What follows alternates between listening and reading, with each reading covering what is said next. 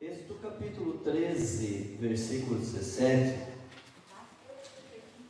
e 18, queridos, diz assim. Todos acharam? Glória a Deus. Diz assim: aconteceu que quando Faraó deixou ir o povo, Deus não os levou pelo caminho da terra dos filisteus, que estava mais perto, porque Deus disse: para que porventura o povo não se arrependa vendo a guerra e voltem ao Egito. Mas Deus fez rodear o povo pelo caminho do deserto, perto do Mar Vermelho, e subiram os filhos de Israel da terra do Egito armados. Amém, queridos? Feche teus olhos em nome de Jesus. Senhor Deus, nós te louvamos. Muito obrigado, Pai, por esta palavra, por esse culto. Sabemos que o Teu Espírito Santo que está nesse lugar é aquele que, meu Deus, nessa noite pode falar ao nosso coração, pode mover o nosso coração, pode nos levar, Senhor, para o lugar que o Senhor deseja. Nós te pedimos, Espírito Santo, toma nosso coração, toma o coração de cada irmão, e que nessa noite, Deus, a Tua palavra transforme a nossa vida naquilo que é o Teu desejo, Papai, em nome do Senhor Jesus. E todos digam amém. Amém, queridos? Então, esse Deus, na sua presciência, Ele sabia por onde deveria levar aquele povo. E o texto que nós lemos, queridos, que retrata a história do povo que sai do Egito, Deus está falando exatamente isso. Eu não posso levar o povo pela terra das montanhas, porque esse povo vai enfrentar uma guerra e ele não tem referencial ainda. E porque não tem referencial de fé, esse povo vai voltar. Então eu quero nessa noite, queridos, que você grave no teu coração quais são as suas referências de fé. Essa palavra Deus deu no meu coração, queridos, porque nós estamos vivendo um tempo em que Deus está construindo em nós referenciais de fé que nos permitam chegar aonde Deus projetou para eu e você chegar. E quando eu me deparo com esse texto, olhando a sabedoria de Deus, eu vejo esse Deus que, conhecendo o coração daquele povo, Ele não leva aquele povo pelo caminho que aparentemente seria mais fácil, ou aparentemente seria mais rápido. Porque nessa trajetória de ser muito rápido, a gente não consegue ter referenciais de fé, e Deus precisava imprimir na alma daquele povo referenciais de fé que fossem duradouros. Você está entendendo? Então, queridos, quando a gente olha para esse povo que tem como referencial de fé o Egito, e que agora sai do Egito e começa a caminhar com um Deus que, com o passar do tempo, foi ficando distante deles.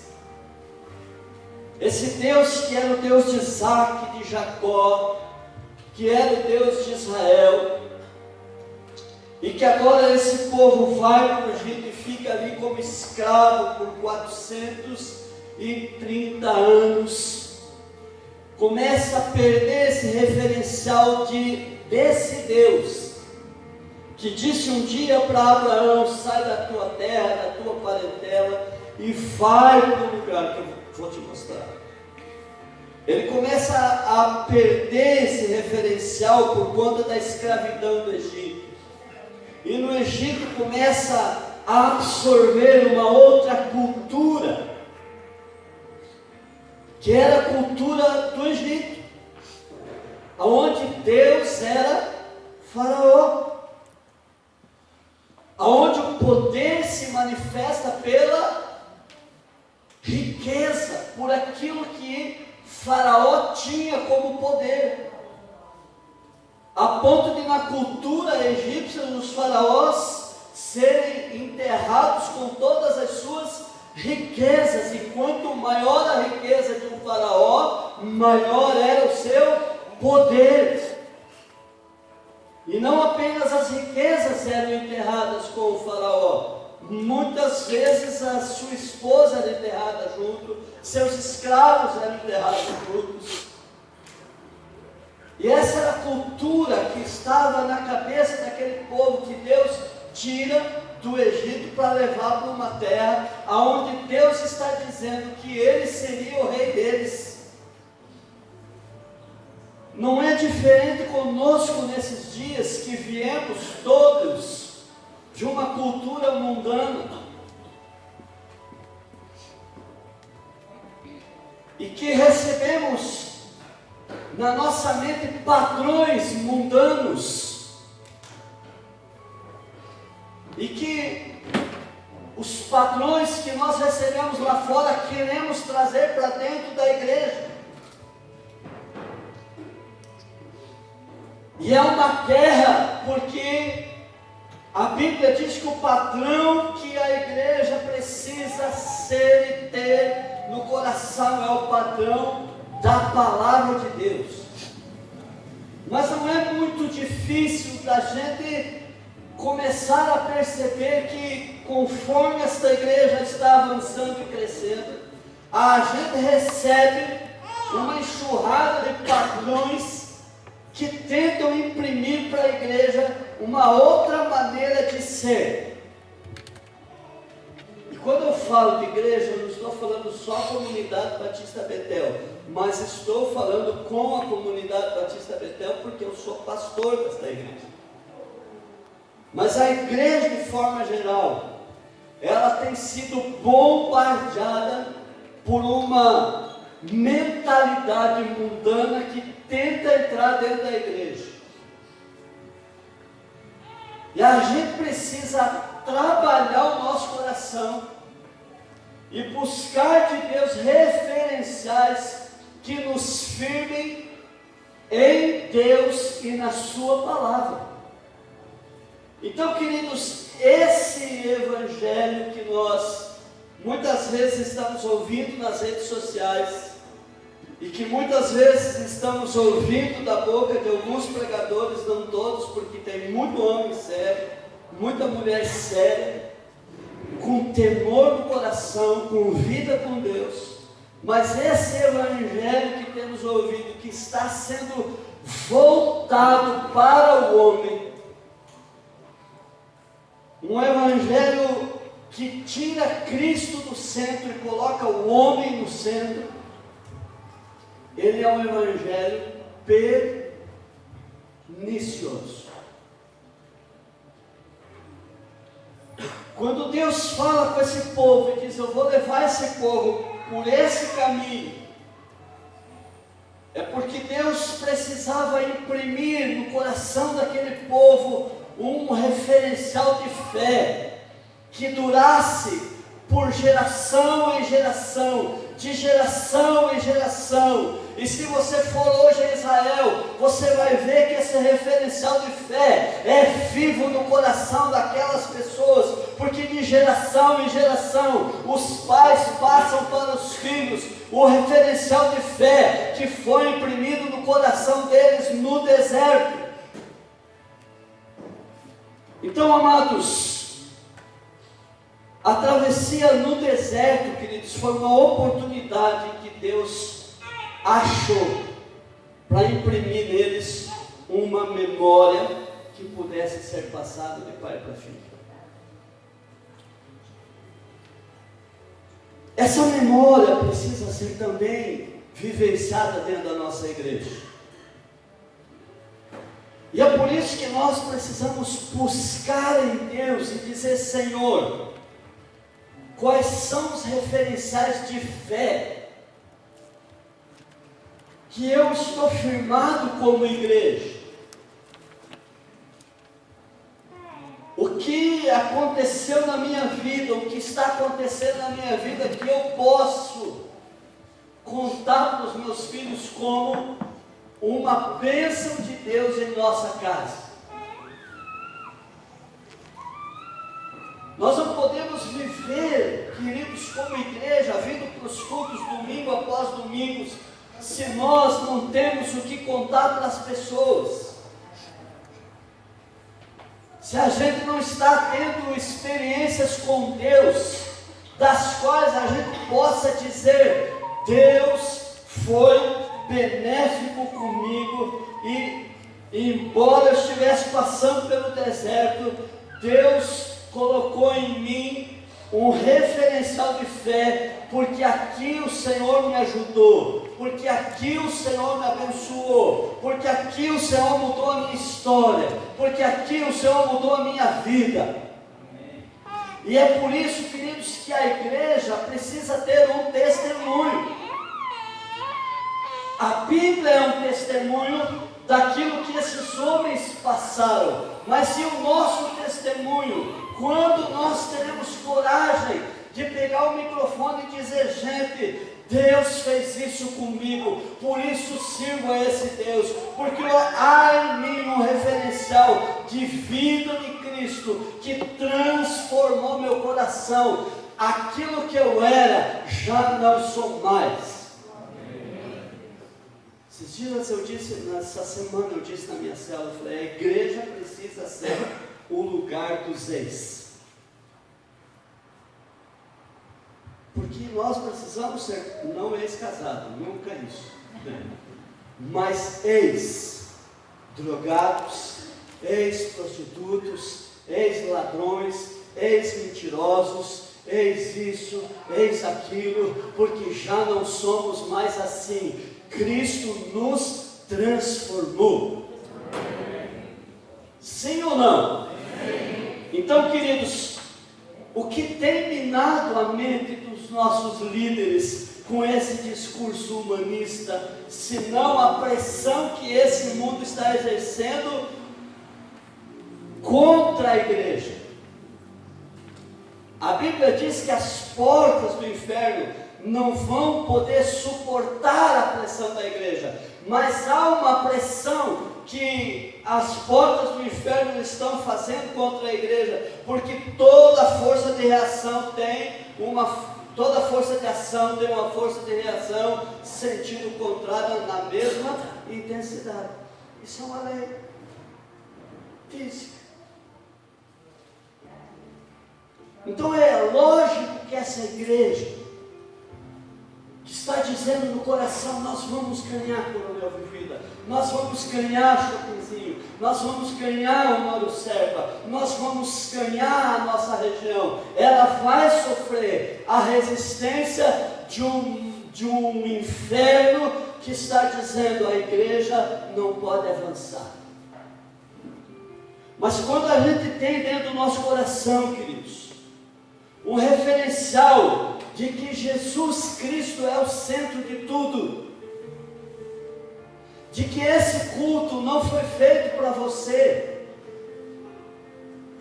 de que o louvor não é para mim,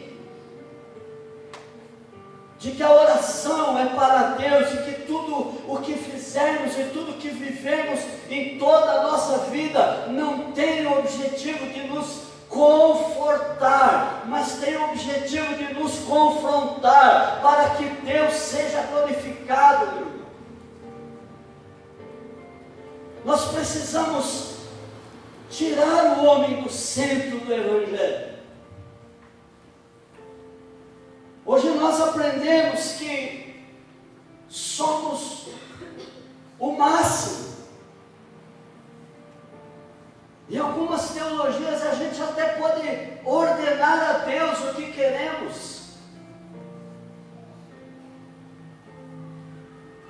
mas nós somos, a Bíblia diz, queridos, que nós precisamos entender que somos pobres, cegos e nus muitas vezes. só estamos aqui hoje porque o favor de Deus me alcançou, o favor de Deus te alcançou. Nós não estamos aqui fazendo nenhum favor para Deus, nós não ofertamos para fazer um favor para Deus, nós não oramos para fazer um favor para Deus, mas tudo isso fazemos porque estamos dizendo no nosso coração: Senhor, tenha misericórdia de mim e me ajude nas minhas fraquezas, porque eu não sou nada. Então, queridos, eu estava lendo sobre Nicolau Copérnico hoje. Ele elaborou a sua tese de que o Sol era o centro do universo. E tem muito cristão achando que ele é o centro do universo. Tem muito pastor achando que ele é o centro do universo. Tem muito músico achando que ele é o centro do universo. Mas eu quero dizer para você, queridos, que o centro do universo se chama Jesus Cristo de Nazaré. Copérnico nunca conseguiu provar essa tese, porque ela não é verdadeira. O Sol é o centro da galáxia, do sistema solar, nem da galáxia, do sistema solar. E nós, segundo a palavra, somos chamados por Deus como vermezinho de Jacó. O bichinho que comeu Jacó depois que ele morreu. Eu acho que Deus ainda foi bem bondoso comigo. E com você também. Mas Deus tirou o povo do Egito e levou para a terra da promessa para imprimir neles o referencial do céu. As coisas naturais que eles passaram serviu para que no mundo espiritual fosse impresso neles uma visão de Deus libertador, restaurador, um Deus com mão poderosa, um Deus que estava cuidando do seu povo, um Deus que era favorável ao seu povo, um Deus que merecia ser adorado, um Deus que merecia ser honrado, um Deus que é Deus acima de todas as coisas, e não importa o que aconteça, Ele é Deus.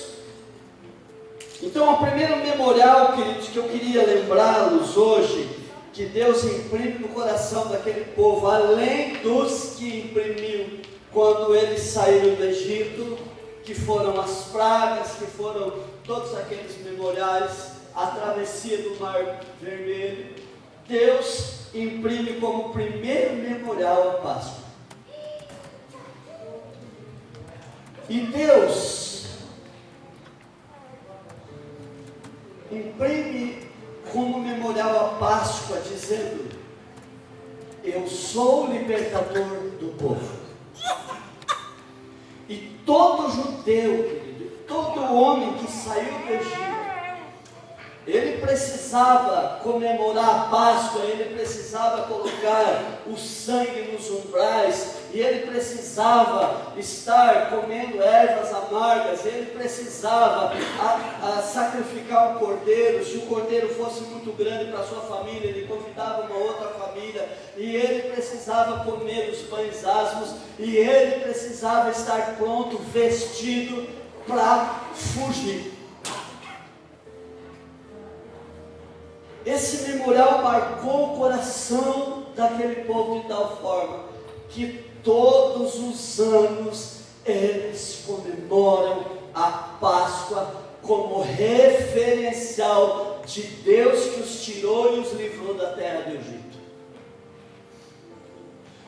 segundo referencial que eu anotei, embora tenha muitos, foi depois de atravessarem, ou depois de saírem, atravessarem o Mar Vermelho, chegarem ao lugar aonde há 3 dias estavam sem beber água, e o povo começou a murmurar contra Moisés e contra Deus, e Deus leva eles a um lugar chamado Fontes de Mara. E ali na Fonte de Mara, quando aquele povo, queridos, começa a murmurar contra Deus, Deus transforma aquelas águas amargas em águas doces, e aquele povo pôde experimentar mais uma vez o milagre de Deus na vida deles. Então a igreja, ela precisa ser esse organismo vivo que vai experimentando milagres conforme está caminhando.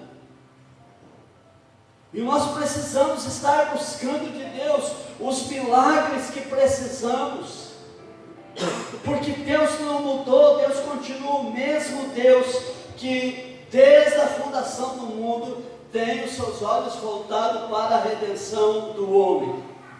Então, queridos, o terceiro referencial que eu anotei aqui foi quando aquele povo vai para o deserto e eles não têm água, Deus faz com que saia água de uma rocha. E a rocha era Cristo. E o quarto referencial era o maná, o pão vivo que desce do céu. Então, queridos, esses memoriais precisam ser ativados no nosso coração. E eles precisam ser ativados no coração dos líderes e no coração do povo. Porque são referenciais do poder de Deus para aquela geração, mas que não mudou até hoje, e esse mesmo Deus continua sendo para nós a nossa libertação. Então eu não posso esquecer do dia da minha libertação. Eu não posso esquecer do dia em que eu aceitei a Cristo Jesus e que tinha uma vida totalmente fora dos padrões de Deus, mas a graça de Deus me alcançou e mudou meu coração, e mudou a minha história, e aquilo que eu era já não sou mais. Mas ainda não sou aquilo que Deus planejou para mim. Eu continuo caminhando, você continua caminhando.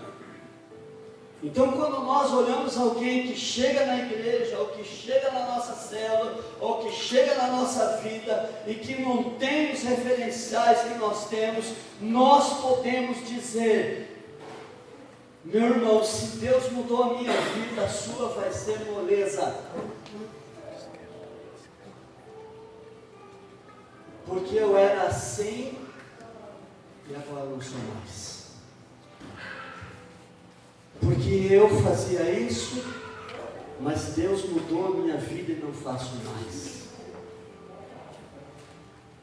Esta igreja precisa ser referenciais, ou referencial de fé para os que estão chegando, porque alguém foi para nós referencial, e a palavra de Deus foi referencial para nós. Então esse Deus continua sendo a nossa libertação. João 8, 31 a 36 diz que Cristo é o nosso libertador, e 8,32 chega a dizer: se Cristo vos libertar, ou se verdadeiramente Cristo vos libertar, vocês serão livres. Ou se Cristo vos libertar, verdadeiramente vocês serão livres. Se Cristo me libertou, por que é que eu volto de novo ao pecado? Por que é que eu estou voltando às velhas práticas? Por que é que eu não estou olhando para o meu Jesus, que é autor e consumador da minha fé, e volto as costas para o pecado, e não quero saber mais do pecado? Porque que a gente está perdendo o referencial. A gente está tendo como referencial, queridos, o mundo. A gente está achando que a igreja pode fazer tudo que o mundo faz. Que a igreja pode se vestir igual ao mundo. Que a igreja pode ter o linguajar que o mundo tem. E nós não podemos, amados. Esses dias eu brinquei com alguém, eu digo, de repente Deus olha para nós e fala, mas você não é todo mundo. Às vezes eu fico envergonhado de ver, queridos, alguns irmãos com uns palavrões. E a Bíblia diz, não saia da vossa boca palavra torpe. Não saia da vossa boca palavras que não são bênção. Então nós precisamos olhar para Cristo e dizer, Cristo, verdadeiramente o Senhor me libertou e eu sou um homem livre do mundo, sou livre do pecado, sou livre da escravidão desse mundo, porque eu tenho uma caminhada que estou fazendo e eu estou indo para Canaã do céu. Segunda coisa que nós precisamos lembrar é que esse Cristo continua transformando as nossas amarguras em águas doces. Continua tirando as cinzas e transformando o nosso coração e colocando vestes de alegria.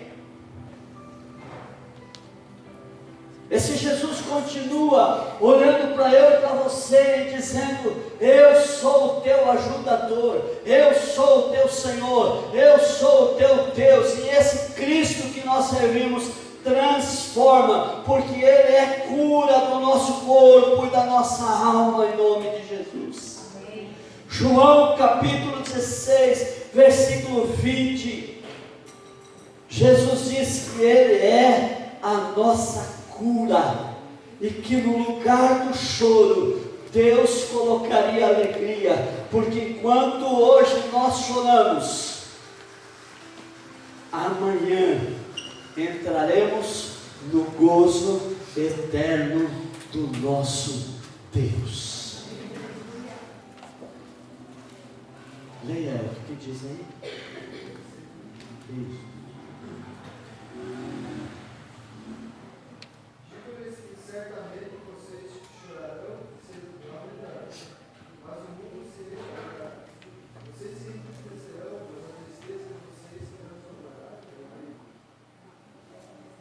Jesus está dizendo, enquanto o mundo está se alegrando, você pode estar chorando, pode não estar tão feliz, mas haverá um dia em que esse mundo estará chorando, mas você estará regozijando na glória de Deus.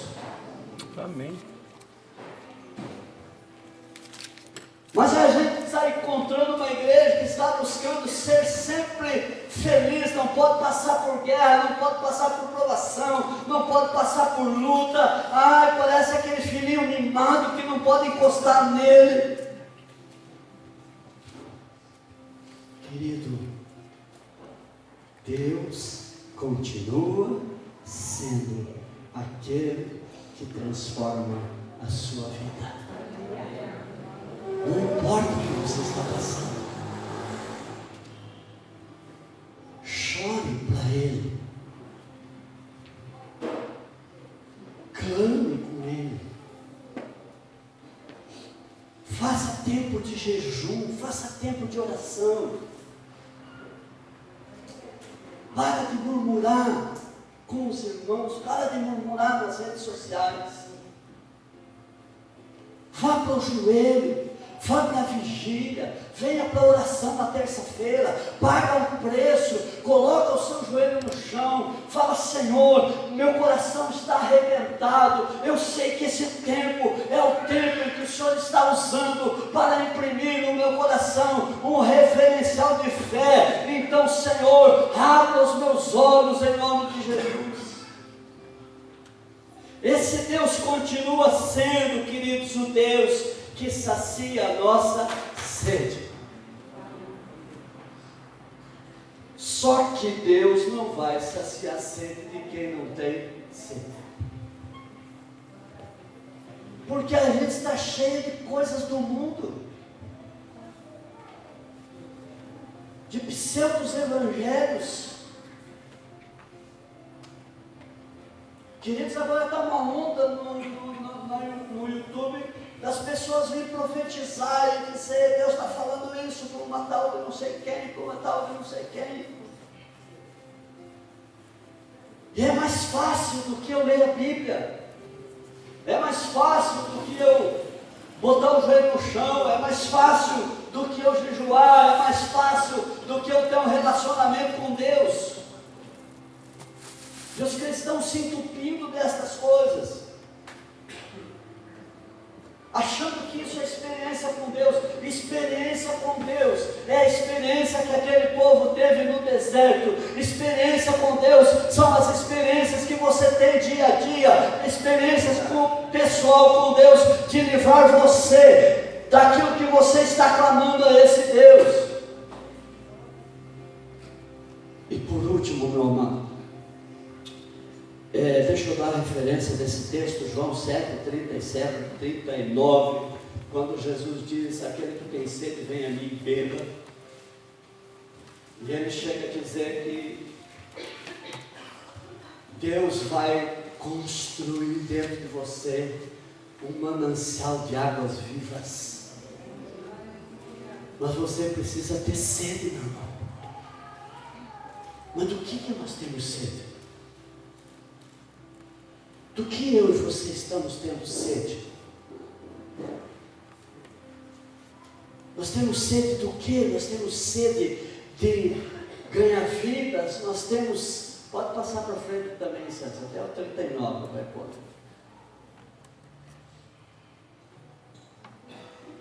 Ele diz que do nosso interior fluiria rios de água viva, falando do Espírito Santo que seria dado à igreja. Eu posso fazer uma pergunta para você? Quantas vezes por semana você coloca o seu joelho no chão e diz: Deus, eu tenho sede de Ti, eu quero ser batizado no Espírito Santo, eu quero ser renovado no Espírito Santo, eu quero ser cheio do Senhor, de forma que quando eu falar, Senhor, esses rios fluam do meu interior e atinjam pessoas. Quanta sede essa igreja tem de dizer: Deus, nos aviva, porque o avivamento não é um grupo de pessoas lá na frente dizendo que nós somos avivados. Avivamento é uma experiência que eu tenho pessoal com Deus e que vai transportar de tal forma, e esse transportar com o meu irmão e com o meu irmão vai fazendo com que esse rio cresça e transporte sobre essa cidade, querido. E por último, então, ele continua sendo o nosso sustento. Mas eu não quero que você pense em sustento só como comida. Eu quero que você pense num sustento aonde os teus pés estejam firmados nele. Rocha da minha salvação. Se os meus pés firmados em Cristo estão, ninguém poderá me deter. Ninguém poderá me deter. Se for para Jesus, aplauda bastante, glorifica a Deus, dê glória a Deus. Em nome de Jesus. Então a nossa fé está sendo construída. A sua fé, meu irmão, que está começando agora, está sendo construída. No dia em que você chegar e o mar estiver fechado, não é para você voltar para o Egito. No dia em que você chegar e você tiver sede, você tiver fome, não é para você voltar para o Egito. Mas é para você entender que há um Deus que é o nosso supridor e nós dependemos dele em todas as coisas. Então chame por ele, clame por ele, entenda que esse Deus está levando você. Talvez para você esteja no coração dizendo, mas está difícil, é o caminho mais difícil, por que comigo, por que não acontece com o outro, parece que depois que eu entreguei minha vida para Jesus, ficou mais difícil. Eu quero dizer para você, não ficou mais difícil, ficou mais fácil, porque no mundo você não tinha para quem recorrer. Mas agora, quando você clamar, quando você ouvir a voz de Deus, você pode colocar os teus pés no mar e ele vai se abrir pela fé. Você pode clamar a Deus e o céu vai derramar alimento sobre a sua vida, o céu vai derramar água sobre a sua vida. Dependemos de Deus. Então nós precisamos, queridos, clamar a esse Deus e dizer, Senhor, abra na minha vida as possibilidades de eu ver o teu milagre em mim. Você está passando por guerra? Hoje é o dia de você clamar. Você está com um problema na sua casa? Hoje é o dia de você clamar e confiar e não murmurar e não reclamar. Esses dias eu estava falando com a minha esposa a respeito da minha saúde. Eu já fiquei cego, meu irmão.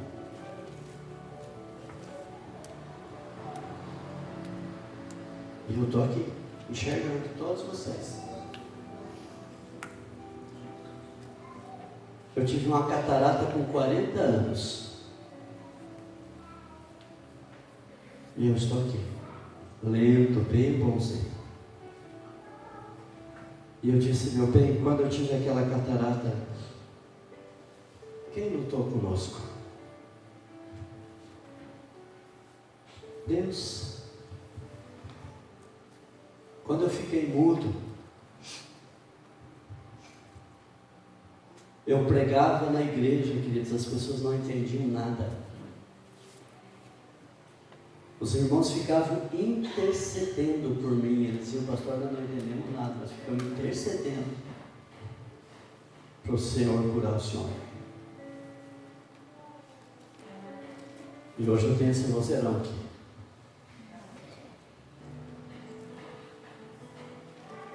E em tudo isso eu posso dizer, esse Deus nunca me abandonou. E nunca vai te abandonar. Você só precisa depender e confiar. E saber que no dia da tua queda, talvez não tenha ninguém com você. Mas Deus estará com você. Então não fique murmurando porque ninguém me ama, porque ninguém me quer, porque não sei o quê. Querido, cada irmão aqui tem uma guerra. Cada um de nós tem uma guerra. Algumas podemos lutar juntos. Algumas Deus diz, eu e você vamos lutar essa guerra.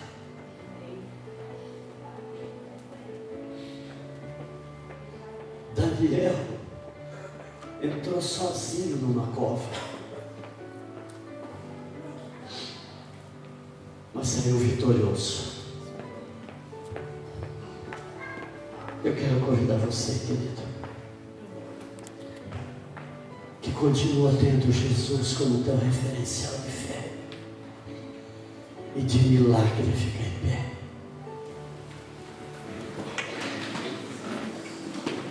Eu queria convidar você a clamar por salvação. Eu queria que você clamasse por milagres.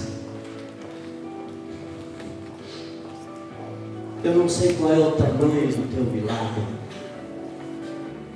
Eu não sei qual é o tamanho do teu desafio. Alguns desafios, se você contar para alguém, eles vão dizer, mas é tão pequeno, tanta bobagem isso. Mas só quem sabe o tamanho da tua força e do teu milagre e do teu desafio é você, querido. Então eu queria que você hoje apresentasse para Deus e dissesse: Deus, gera em mim, Senhor. Imprima na minha alma um referencial de força, um referencial vivo, um referencial de milagres. Comece a adorar esse Deus, querido. Comece a adorar esse Deus. É você com Deus.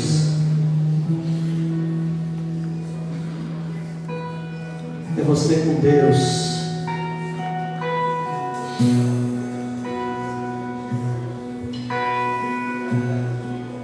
Fala com Ele, diga: Deus, eu estou caminhando para Canaã, Deus. Nós como igreja estamos caminhando, Deus, para a terra que o Senhor prometeu. Estamos enfrentando desafios pessoais, Deus. Estamos enfrentando os desafios coletivos. Mas a sua palavra diz, Deus, que se atentamente ouvíssemos a tua voz, a tua palavra diz, Senhor, que se nós confiássemos em Ti, e se nós rendêssemos ao Senhor, Deus, o nosso coração e a nossa vida, o Senhor cuidaria de cada necessidade, Deus. O Senhor supriria, Senhor, a nossa vida.